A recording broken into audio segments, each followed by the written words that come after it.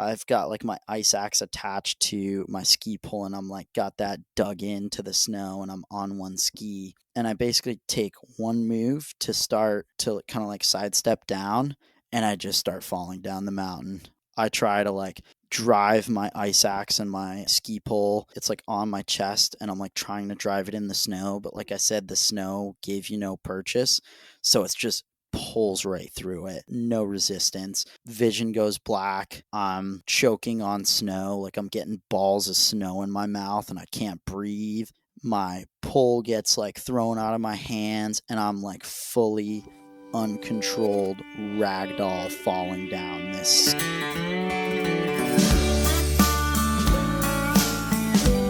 What is up, everybody? And welcome back to the Schooling Struggle Podcast. It is our belief that the only guarantee in life is that we are all going to struggle, and how we choose to embrace our struggles is what empowers us to become the best versions of ourselves. Welcome to the Mr. D Former Student Tour, as we have interviews, conversations, and dig into some really cool content with a number of my former students. Along with me for the ride is my friend and co-host, Mr. Todd Ellis. What's up, Todd? What's happening, Peter? Yeah, back to school, full action. Nice. Absolutely love interacting with my students, hanging out. As you know, I'm completely extroverted by nature, so I get really energized by being around people, and especially people that are so much younger than me. So I'm just loving being back in action. It does sap my energy for sure, but it's a good sapping of the energy. Nice. Well, welcome back to school. What's this? How many years is this for you teaching? It depends on if you count my year in Vietnam. And you count whatever years you want. How many years 18. Did you teach? 18 years. Yeah, nice. 18. Well, thank you for your service. Yeah. So very early on in my teaching career, I had a student named Jonas Spaulding, and Jonas is our guest for tonight. And before I bring Jonas on, I just want to share a quick little anecdote about Jonas. A number of years ago, my wife and I were talking about how we'd raise our kid and what our kid might get into.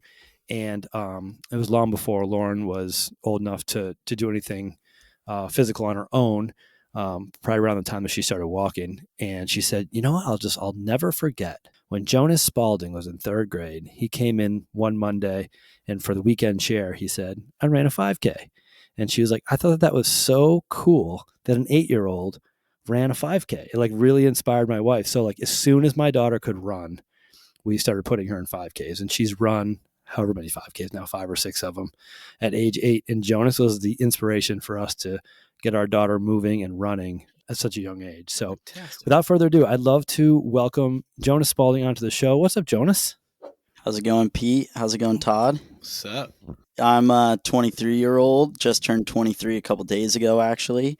So I'm working in biotech right now. I am super interested in all things trying hard, spending time outside, making meaningful connections, having meaningful conversations with people, and especially in the kind of performance and outdoor related spaces. So yeah, I'm super happy to be here.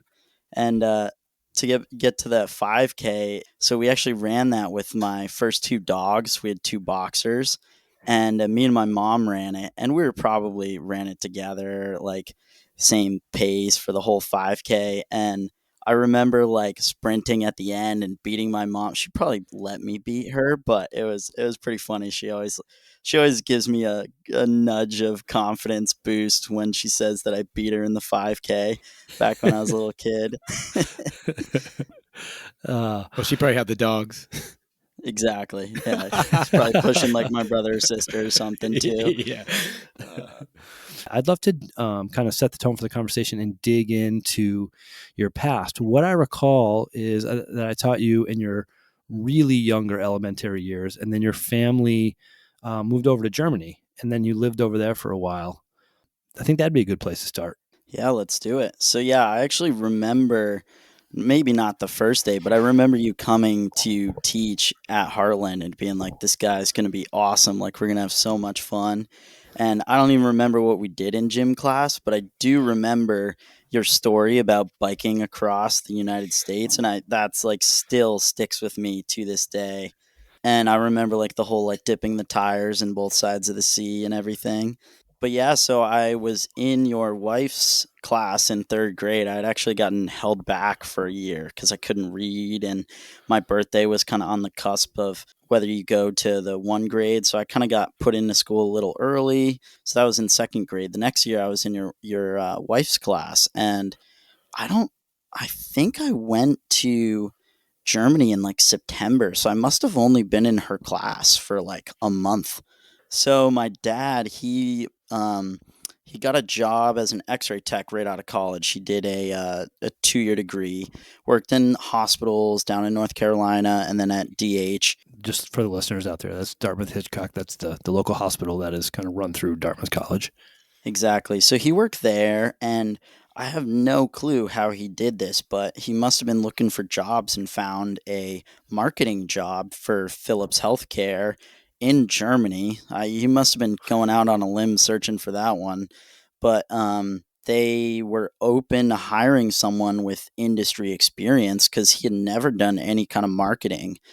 So we basically just brought clothes, toothbrush, and that was probably about it. And it was the five of us. So I have a younger sister who's 2 years younger than me, Cecilia or Cece, and then a younger brother that's about 4 years younger than me, named Simon.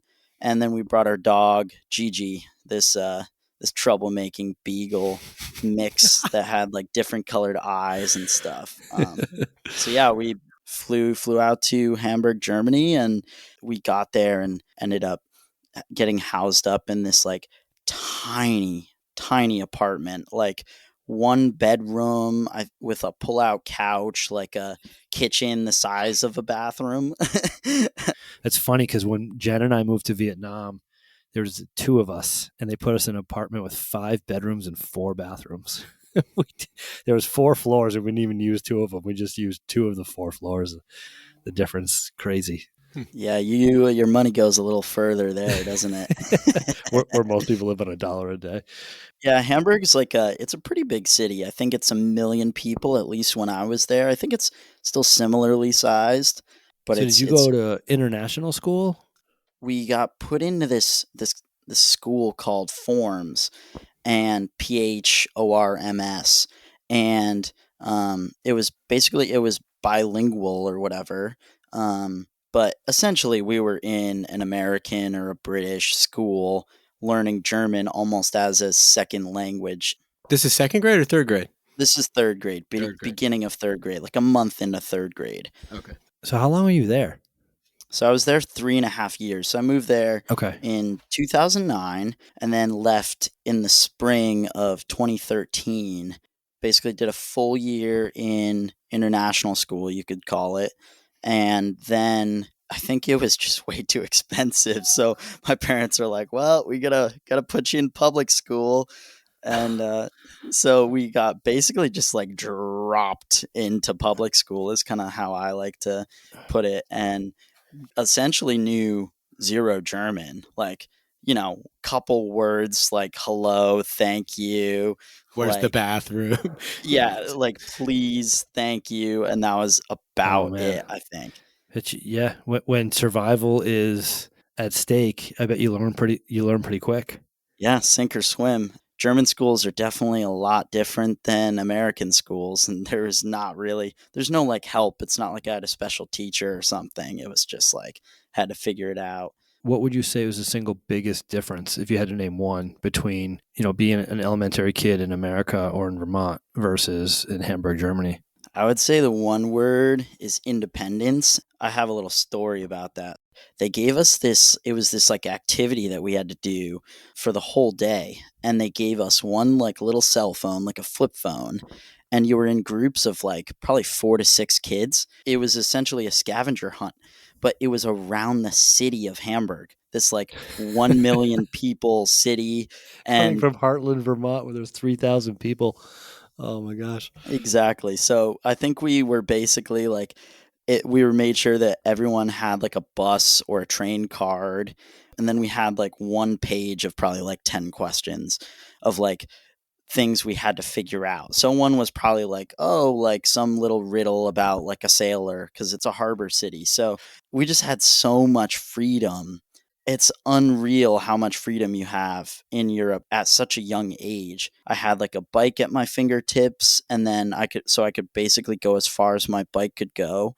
And then I could also extend that out and hop on a bus or a train and like pretty much go anywhere.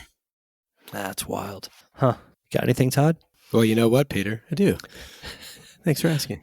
I asked my brother for feedback for the show the other day. He said my favorite part about the show is Todd's questions. Well, I sit here and I a really nice way of him saying, "Pete, talk less and let Todd talk more." No, because he would just tell you that. When you first started, you said you got held back in third grade or second grade, maybe. And then I was going to skip this question, but what you just said about the difference between freedom, made me wonder if you are able to go back to how you felt about being held back. It seemed like it didn't really bother you. Like, whatever, I'm late. I'm late to get to school. Whatever. It's just the thing. Did that impact you in any way at school? So yeah, it probably did. I've always been like pretty easygoing, and I think I spent so much time with this one teacher just working on my reading that I was probably preoccupied, and then moved to Germany, so Yeah. everything was uprooted anyway. So Yeah, I think for maybe sure. when you're completely uprooted, it like provides enough contrast to kind of just like make everything else feel like noise. Yeah, well put. And then thinking about that, so in that same kind of mindset, thinking about like the struggle or the challenges that could come from that, when you were talking about, I ride my bike until I'm tired to ride my bike, then I get on a train and I pretty much just go to different countries if I want, sounds like, and you're a kid, right? So I wonder, what was the hard, was there anything that manifested when you came back due to that culture conflict? You're like, come on, I got my bike and I just go, and now it's like your parents are like, no, you just can't do that here. And did that have any, negative or interesting results? Yeah, so like I definitely think that I've said it to my parents too. Like I'm like I feel like I have way less freedom than I did when I was like 11 years old or Yeah. 12 years old at like 16, 18 years old, and it just felt like I had less freedom then than when I was in Germany cuz I think America is very car centric. I think like the epitome of freedom in the US, at least in that kind of like travel sense, was having a car. My parents probably had no clue what I was up to 90% of the time in Germany, like my whereabouts, because like I didn't have a phone at the time, so there was no texting. And then it's kind of funny because America's like the country of freedom, right? But Is it? it was I don't know. well, supposedly, right? You're supposed to Yeah. have all these different rights and freedoms, Yeah. and then you go to Europe and you're like, wow, I'm so free. Like Mm, this is awesome. cool. So when we spoke the other day, Jonas, you were saying that your experience in Germany is kind of the impetus for the mindset that you have now to get out, do stuff, see stuff, experience stuff. And as you returned back home from that stint in Germany and you started to kind of make your way in the world post high school into college, post college, and correct me if I'm wrong, but you find yourself embracing challenge in a myriad of ways. And as you kind of seek to find yourself and your place in the world and your role in the world, what role does challenging yourself and taking on adventurous experiences, what that kind of plays in your life? I'd be curious to know because Todd and I often talk about the obstacle is the way and the challenge is what makes us who we are, and the only guarantee in life is struggle. And as you kind of made your way from Germany up through your late teens into your 20s, how that kind of manifested in your mind to get you kind of where you are today. Yeah, so I guess like basically I was a three sport athlete throughout high school, loved it, did, fair amount of lifting too, loved kind of all of, exercising, pushing myself. Once I graduated high school, I kind of basically just dropped all the sports. And I don't know why, but I decided that I wanted to go to Mount Hood in Oregon to climb Mount Hood. Basically, my mom basically allowed me to book this trip almost as like a graduation gift. And so me and my friend Max Pfeiffer, we booked this trip and we rented some skis and we basically like flew out to Oregon, slept in the parking lot, woke up at like 2 a.m., hiked like up until maybe like 8 or 10 in the morning, all the way up to the summit of Mount Hood. And then we skied probably like 3/4 of the route. We didn't ski off the top head wall. And really, I had like skied like a handful of times, like maybe skied like 2, 3 times when I was like a junior or senior in high school. And then we decided to like go and ski Mount Hood, which is maybe a little bit of a big step, but it's pretty skiable. It's not too bad. I loved, oh man, I loved being in my 20s and just having the ambition. Like the skill set didn't matter, the planning didn't matter, the budget didn't matter. It's just like, if I'm going to do this thing, I'm just going to go do it. And I don't really know much about what I'm getting into, like biking across country. I don't really know what I'm getting into. I don't really know what I need, but I know that I have the grit to do it. And we got out there, and there's like all these people are riding past us, and they're like, "Yo, where are you guys going?" We're like, "Oh, we're going coast to coast." And they're like, "On those bikes?" We're like, "Yeah." I was like, "What's wrong with these bikes?" They're like, "Those aren't touring bikes. Those are like street bikes." We're like, "Oh, that's why the frame starts shaking when we put 15 pounds of water try to get through the desert. That's why the tire pops every 4 miles, because literally the tire was melting in Arizona because the road was so hot." Like, oh, there's bikes that like that are better than ours, and people are like, "Oh my gosh, you're never gonna make it." And we're like, "Of course we're gonna make it, for the sole reason that we know we're gonna make it. There's no other, there's nothing else we need other than that grit and determination." So when I just hear about people like in their 20s doing exactly what you just did, I'm gonna go to the top of Mount Hood and ski down. Yeah, I've skied a couple times at Bunny Slope at some little rinky-dink ski resort in Vermont, but that's enough. Like, I can do it. I love that. I love it. With my experiences in my 20s, I did that, and I came back from those things like, okay, what's the next thing? Okay, what's the next thing? Was your mindset like that? That was like basically my introduction to climbing. So I knew I wanted to be in the mountains, and I spent so much time outside. But my parents weren't like big hikers. We probably camped like twice a year or something like that. But somehow I basically booked that trip to Mount Hood wanting to get into climbing and climbing big mountains and stuff like that. And kind of just captured my interest right away. I knew I wanted to get like full on into it, like learn everything about it. So I booked that trip, and then I think when I got back, either right when I got back or right before I left, I went to Eastern Mountain Sports in West Leb and like bought my first pair of climbing shoes, not even knowing where to climb or if there was climbing around here, and I didn't know any climbers. So I was just like scrolling the web, like looking at forums about the Dartmouth climbing and stuff like that, like just trying to find anything and everything that I could about the area, where to climb. So basically, I convinced like two of my friends to buy some climbing shoes after a month or something, and we would go out and try to just walk around the woods because someone on a forum from Dartmouth said that there was boulders out there. And then come to find out like a year or two after getting into climbing, it's like some of the hardest boulders that you can like a normal day-to-day climber could not climb these boulders. So we were like climbing up these moss-covered boulders that they wouldn't have even think to climb because they're so easy. And we just had such a blast getting eaten by a gazillion mosquitoes. And we went out like as many days as we could. Like I was so stoked. I would just like you'd be like sliding off these rocks because it would be humid and 95, and you would just go after work every single day just because you were like really wanted to get better at it and kind of test yourself. That's awesome. Did you say you're 23 now? 23 now. So that 23, was, yeah. I was 18 at the time of Mount Hood and grabbing my first pair of climbing shoes. The other day, I asked my students, if you could be one age for the rest of your life, what age would you pick? And it's fascinating to hear, kind of go around the room and have all 20 kids share. But for me, it's 24. And I just think 24 is the age where you're old enough to do anything you want and young enough to do anything you want. And I'm just like listening to you talk and seeing the smile on your face and just thinking like, you're right there. Like at this stage in your life, like you can do whatever you want. It's so cool. Not to say that I can't do anything I want once you have kids in the picture and a house. It's a different kind of different levels of responsibilities. But yeah, it's really cool. Really cool.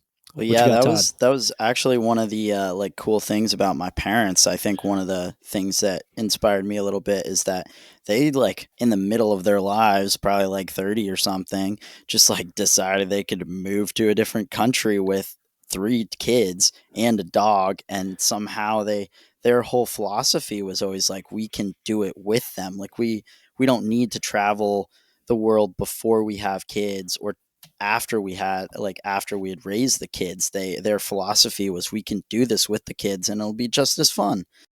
So when we chatted the other day, Jonas, you were saying that you took on a challenge or an adventure recently, and that's kind of where your road has kind of led you. Where'd you guys go, or what'd you do recently? So I was in the Alaska range, trying to climb Denali, the highest mountain in North America. This was mid-May to mid-June, and actually I didn't walk for graduation. I left on Wednesday in the middle of my finals week of college, my senior year of college. Emailed all my professors, asked them to take my finals early, and then drove down to Boston and caught a flight to Alaska to Anchorage.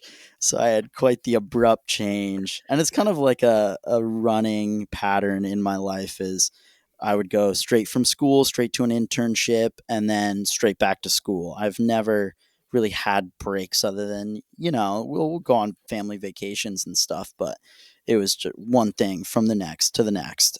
So what was the goal for that trip? So the goal was, me and my friend wanted to climb Denali, and then we also wanted to spend about 2 weeks what is called alpine climbing. So it means climbing snow, rock, and ice, basically in a roped fashion. So it's technical climbing. The reason you do that is to climb hard stuff, essentially. Whereas Denali is much more like hiking, mountaineering focused. So it's really more an endurance event. I would say like 98% of the climbing on Denali via the route I ended up taking is just walking or skiing. I'd skin most of it. So skinning, for those that aren't familiar, is basically a fabric that you put on the bottom of your ski, and it allows you to walk uphill with your skis on, and then your heels detach from the ski. Almost looks like a cross-country ski for someone who wouldn't be familiar with it. Originally, it was supposed to be a 3-person expedition, and the third person had recently gotten ankle surgery and wasn't ready. So then me and my friend, we were like borderline going to cancel the trip. And then we're like, well, we'll just like head out there and do whatever feels comfortable, basically. Like, we'll just show up, be prepared. We both knew that we were pretty fit. And then he had also been to the range, summited Denali, skied it from the summit, and then also been another second year and basically done the same thing, but he didn't make it to the summit due to COVID. He had COVID while he was up there. So it was basically his third time out there, and I was like, cool, I'm with a veteran at this point. And we fly on the glacier. We flew on like a day or two early, basically because we saw this snowstorm that was coming in. And Can I interrupt you? When yeah, you say you flew on the glacier, is that like one of those like ski planes with the skis on it? yeah. So Oh, it's like that's a bush cool. plane, 8 How, people, and yeah. probably 5 people's worth of gear. Okay. Cool. So they So they got they drop you off on the glacier. You jump out of the glacier, take all your crap with you, and then you start to make your way, or do you like no. set up camp somewhere and stay somewhere? So yeah, base camp's at about 7,000 feet. How high is the top?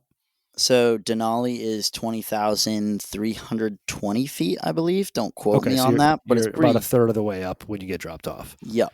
So yeah, we flew in early because a storm was coming in, like a 3-day storm, and we didn't know if it was going to be rain or snow, and it ended up being snow. And so we were basically just tent bound the first 3 days, and so we stayed in the tent, just boiling water, digging out, and then you're building snow walls all around your tent so that the wind doesn't whip you. It was everything that I wanted and everything that I had been wanting to like kind of be a part of and experience when I started climbing in 2019. This was the reason that I started climbing, was so that I could go on big trips to Alaska and to the bigger ranges of the world. And like it kind of fell in my lap. Like I wasn't even supposed to be on the trip, and then I somehow got invited because like I knew the guy and some other people had dropped out, and I was like, this is unbelievable. I was just so stoked to be there. It was amazing. That's awesome. So you hang out, and then it's time to start making your trek up the hill, and take us from there. So we're like, okay, we're doing the real deal. Like we're alpine climbing in Alaska. Like this is what we signed up for. And we start up, like we're wallowing in like chest deep snow trying to get past the Bergschrund, which is this like big crack that happens at the base of a mountain. It's basically this like big crevasse thing. So my friend went past that, put in a screw anchor, and then brought me up on the rope. And we got over that. And then I was like, I want to lead the first pitch. Like, and he was like, I think he was probably like mentally ready to lead like the whole climb. So I started up and I'm like, same thing, like having a blast, just like I'm climbing in Alaska. Like I'm finally realizing the dream that I had when I first started climbing. And then there's this like big rumble and you just hear kind of like crashing. Basically, the next like gully over, the next like climb, there's this huge boulder that just came down, smashed, and just obliterated everywhere. And so my friend's like cover your head, cover your head. So I like pull my backpack over my head, and I'm on like 80-degree terrain, so I'm like pretty vertical, and so I like kick my feet in as like deep as I can into the ice and snow, and then I'm like holding on to one ice axe while I've got like my hand pulling my backpack over my head. And this huge rockfall event happens, and it was a little warm. I think it was like at freezing. So then we immediately bailed. Alaska's like pretty known for rockfall. It's alpine terrain, so it's dangerous, and that was like a high possibility that we would encounter stuff like that. If not a full 9 live, it's like a partial 9 live you're losing there. Like I Hmm. got away with one. I could tell my partner was a little anxious kind of in general, and especially after that rockfall event. And we talked about it quite a bit, and he was like, yeah, he's like, I don't really know if this kind of climbing's for me. And I was like, I'm like the young buck, and I'm like, I don't know, I hate to say it, but I was like maybe more excited after, or just like in general excited Yeah, to I can relate with that. just And for me, it would be like, oh, we paid all this money to come out here. We came out here, like, yeah, we had near death experience, but we're still here. Like, I really want to get to the top of this thing.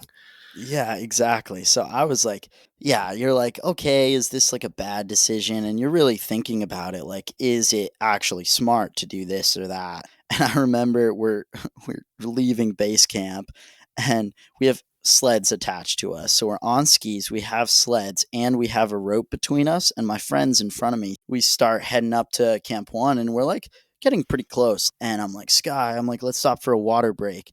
And he just turns around and starts skiing towards me. And he's like, dude, he's like, I can't do it this year. He's like, I gotta go home. He's like, I gotta fly home. I'm like, it's okay, buddy. Like, this stuff happens in the big mountains. Like, turning around, bailing, not being comfortable, being anxious. So we basically turned around, didn't even get to the first camp, went back to base camp. We slept that night. He flew off the glacier the next day. And as he flew off the glacier, I started up to Camp One alone. Um, Yeah. I was like, well, I still have like 20 days until like I'm supposed to go home. Even if You I had literally you just had sit around provisions and and stuff for the whole time, right? Like you'd planned to exactly. be there. That yeah, yeah, yeah. And my friend was leaving, so I had double provisions. I could like nitpick the like Yeah, yummy right. stuff that he had that I didn't.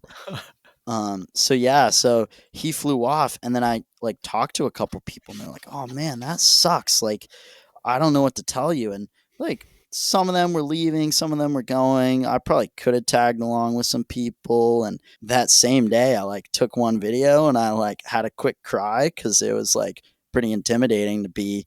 It's my first time in the Alaska range, and I'm like deciding to go up the tallest mountain in America on my own. And like, mind you, it's glaciated terrain, there's crevasses, it's generally accepted that you walk with a partner so that you're attached by a rope, so that if you do fall in a crevasse you can actually get out of a crevasse. Maybe. um, the risk was worth it for me after a solid day of thinking and probably a little too much stoke. And so I started heading up and packed a sled and started skinning. And I was on skis too, so that's a big thing too. If you're on skis, you're a lot safer because you can distribute your weight pretty well, and you're much less likely to fall in a crevasse. And it was in like pretty good condition this year. There was only a few snow bridges that I had to cross, which is like this. It's basically a crevasse, but there's snow on top that kind of melts and freezes on top. And it provides enough of a bridge that humans can cross it without falling in, although those do collapse. What people normally do on Denali is they shuttle the gear up in like two or three trips because you have so much gear. And so I'm a little too optimistic, and I was like, well, I'll just like carry all my gear up there in one day. And I have like a 3-person tent. I'm like not light at all. From Camp 1, you go up this place called Ski Hill, and it's where everyone just rips powder turns and stuff. It's like 2 hours straight of uphill pulling, like, I don't know, somewhere in the probably 150-pound range behind you on a sled. And you're like doing the mix of like trying to not slide back with your skins, and you're pushing your gear to its limits. And it was probably an 8-hour day, so not a horribly long day up to 11,000 feet, but it was brutal. Probably hitting 170 on the heart rate, like max heart rate.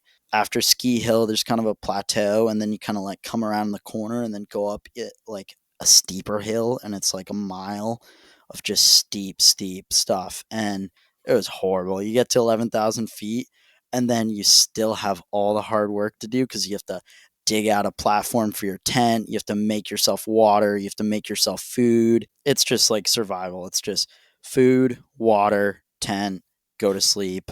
I think I slept like 12, 13 hours. So I ended up getting up to 14,000 feet. But that day, that was the second hardest day on the mountain. I'm like maybe 20 minutes into my day. I'm like, I need to turn around and set my tent back up because I'm like, I don't have it in me. Like, I was just worked. And mind you, these are hills. You're like going up. Like, I'm taking like 3, 4 like strides on my skis, and then just like rolling over and putting my poles like down into the snow and leaning on my poles and like putting my chest on the poles so I can like take some of the weight off my back. And I just have this sled tugging me back. I end up stealing a little water from this other guy that I had met at 11,000 feet because I probably like drank 2 liters of water because I was putting out so much effort. I think I like laid down in the snow up at 14,000 feet because I like didn't want to set up because I still had to set up my tent. It's like 11 p.m. Next day, I had some little altitude symptoms, like just a little headache. I basically just read books, and it's just so simple up there because it's food, it's water, and it's sleep. And then it's just moving. You're just moving. The first night up there was like minus 20, probably some good winds. And it was kind of bad weather up there up at 14,000 feet. So I didn't go immediately. I was like torn about bringing my stuff up to 17,000 feet because it's a big move. And especially with all the weight of a whole sleep kit, sleeping bag, tent. And what I wanted to do is travel up this gully that basically goes straight to the 17,000 foot camp. And so I skin up there basically to the base of the fixed lines, and then put my skis on my back, boot up this gully, this snow face. And I was having like one of the best days of my trip. It was beautiful, and I was just having a blast, just like one of those days where you're out on your own in the mountains under your own power, everything feels good, like can't have a better day. So I finally get up to 17,000 feet. I immediately have a headache, and I was like, no, like I think I'm going to ski down. Like it'll be a quick ski. Like it'll take me like 20 minutes, half hour to ski. So I click into my skis. I'm like so excited to ski. I like start the GoPro on my helmet, and I start going down this gully, and the top of the gully is really thin and narrow, and I kind of side slip down it, and then I get below the choke point, and I start doing turns, and they're not good turns. It's like horrible snow, very firm, especially now that the sun's gone down, and I probably do like 5 turns, and then my ski pops off. My right ski just fly. I have brakes on my skis, but not tethers. So my ski just skids down the mountain like 30 feet, 50 feet, somewhere in that range. And I'm like, like, what am I going to do? My ski is like so far below me. I've got like my ice axe attached to my ski pole, and I'm like got that dug into the snow, and I'm on one ski, and I'm like, what am I gonna do? I'm like, okay, I'm gonna inch my way down there on my ski, on my one ski, and I basically take one move to start to kind of like sidestep down, and I just start falling down the mountain. Like I try to like drive my ice axe and my ski pole. It's like on my chest, and I'm like trying to drive it in the snow, but like I said, the snow gave you no purchase, so it's just pulls right through it. Like yeah, like a razor blade going through like a taut piece of paper, just slices right through it, no resistance. Basically do that for like maybe 2 seconds or something, 2 3 seconds. I'm trying to self arrest, and my pole gets like thrown out of my hands, and I'm like fully uncontrolled ragdoll falling down this ski slope. Vision goes black. I'm choking on snow, like I'm getting balls of snow in my mouth, and I can't breathe. And I've got gloves on, and I'm trying to like dig into the snow, maybe try to kick. Then my second ski comes off a little later. What felt like maybe like a solid 5 minutes just like fell and just tumbled. It didn't like hurt, but I just kept falling. I was like, when am I going to stop? And my three thoughts were like, I'm either going to die of asphyxiation from the snow choking me, or I'm going to like fall, like smash my whole body against like all these rocks and break every bone in my body, or just like land on something wrong and just like my like arm's gonna come completely out of its socket or something, you know? And then the last thought was like, because I had gone over a couple crevasses or bergschrunds, like I had said, I'm like, am I gonna fall down into the crevasse and just never be seen again? Eventually, I just like kind of slowed down, and then I was still kind of like spinning a little bit, and I can finally see, and I like somehow just like stopped miraculously. Like I really don't know. Like I was very close from not stopping, and I ended up stopping on a snow bridge on top of a crevasse. And I'm sitting there just breathing, just I was just stunned for a second. Finally, I'm like kind of checking myself, making sure I'm not hurt, like bloody, whatever, that I feel okay. So then I reach into my pack. I'm like trying to keep my like neck and back as straight as possible while I'm like doing all these movements. And I like turn around, unzip the brain of my bag, grab a radio, like a little like a walkie talkie basically. They're literally called Rocky Talkies. Click in, and I'm like, is this the park service? I'm like, I think I just fell 1,000 feet. They're like, hold on a second. They're like, wait.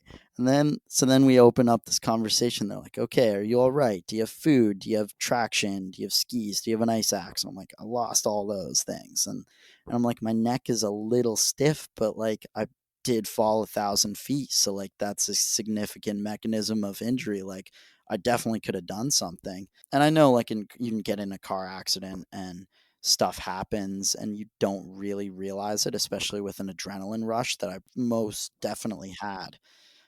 So I had no clue if I was like really okay or not. So they're like, do you need a rescue? I'm like, well, I'm on top of a crevasse and I'm surrounded by crevasses. Like there was just crevasses all around me. And like I definitely like could have walked down on my own. It was just like more juice than was worth the squeeze, you know? Yeah. Mountain Rescue came and got you? Yeah, so the Park Service, they sent what they call a hasty group of like three skiers. Two of them were like official mountain rangers from the park of Denali, and then one was this like crusher ice climber that was just volunteering, and they came up basically 10:45, 11. I fell, and they probably got me at like 4 a.m. So Where I'm did they just come from? Are they set up at 11,000 feet or something? they're at 14,000 feet. I was lucky there was not too much wind because there's some other guys that got frostbite up on the ridge that same night, and they said it was the worst wind ever. And I was in this little like pocket, I guess, that just didn't get affected by the wind. By 6 a.m., I was back down at 14,000 feet, and then they basically just did my vitals and they put me on some O's. My O2 sats were pretty low. I think they're in the like 60s. I think I was on oxygen just via nasal cannula, like 1 liter a minute. From then on, it was just a waiting game to try to get flown out. They had thought since my ribs were kind of bothering me and my O2 sats were pretty low that it was enough of a life threat to fly me out. So they wanted me to get checked out for internal bleeding or something like that. How many days were you there waiting to get flown out? I think I was there like probably 3 days. 3 days, and Okay. then So I got 3 days later, they come pick you up, fly you out, and like all your gear and stuff is just left up on the mountain, like no. So they the tried stuff to that you'd fly out stashed, most of it. The stuff I most of your gear. stashed at Okay. Yeah. 17,000 feet, kind of. Yeah, I was like, I hadn't marked it super well, but I had marked it, and they couldn't find it, and so this is this whole thing. But I had gear stashed at like base camp and my tent and stuff at 14, and they grabbed all that, packed it up for me, and then sent it Sweet. out with the. I ended up getting flown out on a Huh. helicopter. Oh wow. So they, yeah, You have to pay for that? no, it's Oh, free. that's part of the Get a deal. Oh, that's good. joyride. Yeah, it's part of the like $300 fee you pay to climb Oh, okay. um, Yeah. in like on the high peaks in the Alaska range. So you make it back. Obviously, you make it back to kind of like civilization in Alaska, and eventually fly back home, back here. And what follows is could be a whole episode of itself. But in in summation, as far as like what you learn from that, or what you're going to apply from that for the rest of your life, I'd be curious to know. Like that was the struggle, right? We have our schooling struggle theme here. You just shared an amazing story of struggle. So what do you glean from that, and how do you apply it into your life going forward? Coming back from Alaska is like one of the biggest like come downs ever. It's like I think I was like a month of just like maybe not full on depression, but definitely just like little lost. I like had to get a job. So I'm like trying to apply for jobs when I just had this amazing experience. So like I don't really want to go get a job and like punch my ticket to the regular life. And so like basically other than my fall, I had this like completely amazing experience and I was like definitely a little lost. And it took me a while because I was like, well, I can't do anything. Because I was like very sore and stiff and couldn't really like do too much for like a couple weeks probably. And my ribs hurt for maybe a month or so. And I was kind of just trying to put together some of the video that I had taken over the trip. And so it was like definitely not a great time when I was, like once I got back. It was obviously great to see my family and stuff and tell some stories. But yeah, from that, it was just like I got to do everything I can to basically get my body and mind and spirit back into places like these. And Yeah. I want to just like share those places and experiences and kind of get other people to have experiences like that. And so I'm actually with a couple friends trying to start a company and then hopefully our goal is to kind of share a lot of those things through film and media. So yeah, that's kind Amazing. of where I'm going right now. But I did punch my ticket to the real life and have a job. A sleazy biotech That's right. job. No, it's great. My company's awesome. I say that Oh, just because that's of Yeah. pharma and whatever, but Yeah. it's a yeah, great place. I can't Cool. complain too much. Man, what a story. that's great. So do you see yourself going back there to get to the top at some point in your life? I would love to. Yeah, Yeah. maybe not Yeah. next year, but I do maybe have some plans to get back onto the glaciers of Alaska next spring, hopefully. But Are you probably not. are you itching to like this was a goal I tried, I came up short, I need to do it, or are you okay with like whatever happens happens? I think whatever happens happens, but I would definitely like really love I can't discount it. Like I would really like to get to the top, but that's never like what it's been about for me. Like always like getting to the top is never like the thing that motivates me. It's always like the people I'm with, kind of the experience. Like I was just having part of why I didn't leave is because I was just having so much fun. I read like 7 books. I met all these people. Like I met my It's awesome. idols, and I was just like, you live this like very simple life with like no social media. Like I had a sat phone so I could text a little bit, but other than that, you're just it's so calm and it's just so simple, and it's just the bare bones of life. And I think maybe kind of trying to take that philosophy to my life is definitely something I'm trying to do. Yeah, Todd and I often talk about it. I talk what I struggle with often is staying present. And it sounds like your experience was a combination of chasing what you love, challenging yourself, and being present like all at once. And that's like in my opinion, that's like what a full experience is. So like what I'm hearing you say is, if I get to the top, it doesn't matter, but I want to live a life with full experiences. Yep, And exactly. that's really, really cool. Yeah, well, I really, really appreciate you coming on and sharing the story, Jonas. It was amazing. I didn't realize how intense of a adventure that was when I asked you to come on the show. I thought we'd just talk about, some basic stuff, and you're like, I climbed up a hill. I did something recently that I want to talk about on the show. I was like, oh, cool. Let's get to it eventually. And the level of detail in the story was fantastic. That's so awesome. Yeah, thank you so much I feel for a little coming on. bad. I definitely went over our agreed upon Yeah. time, but I I'll was like, edit it down. It'll be fine. yeah, I have no way All of like good. telling stories, and I like to put it is that I'm like a paragraph form guy. Like can't Yeah. talk in sentences. I got to talk in paragraphs. That's awesome.